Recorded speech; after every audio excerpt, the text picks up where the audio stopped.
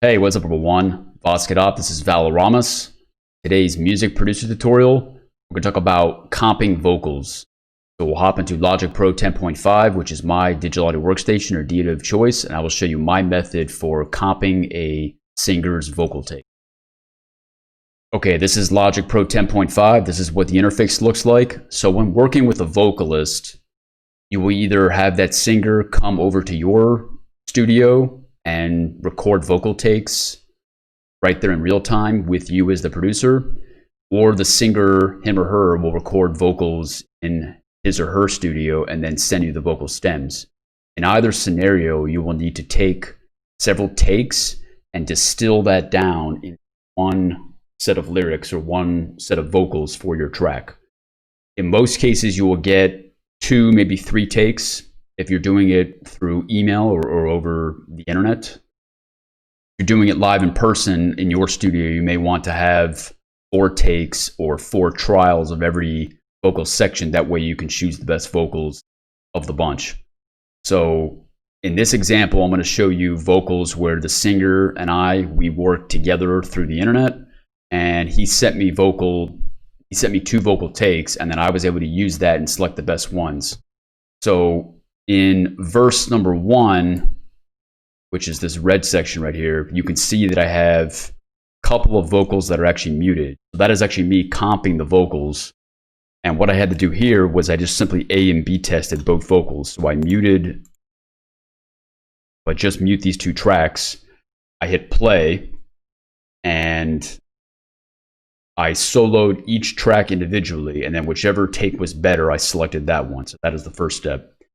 Now you will probably also receive some harmonies and maybe some lower vocals, meaning lower in frequency. In that case, you will decide how best to use those special takes of vocals in with the main takes. So to demonstrate this, I'm going to show you the build-up section. So during the build-up section of this track, which this track will be released in January of 2020, I received 5 different layers. The first 2 were the main layers, which I again had to do the A and B test to determine which layer was better. The 3rd layer was a harmony layer. The 4th layer was a build-up, and then the 5th one was just an extra vocal miscellaneous layer to add some extra flair to the very end of this vocal section.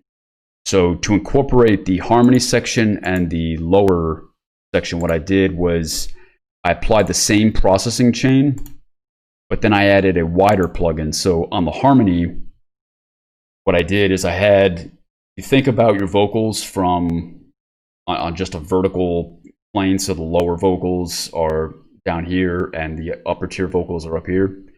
I had the harmonies spread out wide. I had the main vocal in the center, almost mono, and then I had lower vocals spread out too. So I basically had vocals all in the center and spread out wide on 2 different levels. And this is what you're trying to do. You need to think about vocals within a 4-dimensional space, really, with time. But if you can't think about it in a 4-dimensional space initially, or even in a 3-dimensional space, just think about a 2-dimensional space. Lower vocals are down here at the bottom, the upper vocals here at the top, and you can spread the vocals wide, or you can have the vocals in the center. And those 2 phenomena are what you should be aiming for initially. So it's just an X and a Y axis. Think about your vocals in real time. So in order to get the widest vocals possible, you will need several layers, and you may have to take down if the singer did not provide you a lower vocal take. You can pitch it down using various plugins. I use the Sound Toys Little Alter Boy, and I can use the pitch and the Foreman to pitch the vocals down an octave. And then at that point, you don't necessarily need to spread the vocals out wider along the x-axis per se. But by having that lower take, you've already added a lot more power to the vocals, and the vocals will sound much more in the listener's face. And so I will demonstrate what this sounds like with just the lead vocal layer, and then I will add in the harmony and the lower vocal layer. I see the fun. I see the fun in your eyes when I take you away. So as you can see, when I added the additional layers in, it added more power to the vocals. The vocals became much more in the listener's face. So there you have it. That's my quick tutorial for comping vocals. Again, it is basically an A and B test. You're determining the best takes of a series of vocal trials or vocal takes that the singer presents to you, or that the singer takes live with you in the studio. And then it's a matter of adding in those extra layers, the harmonies, the lower levels. Want those lower levels to be essentially around the main take, because the main take is still the most important one. And then at that point, you can use gain staging. So in my case, I have the main vocal layer has the loudest volume. The lower vocal take is kind of in the middle. And then the harmony is the quietest one, because it really is just a background element and to the sides.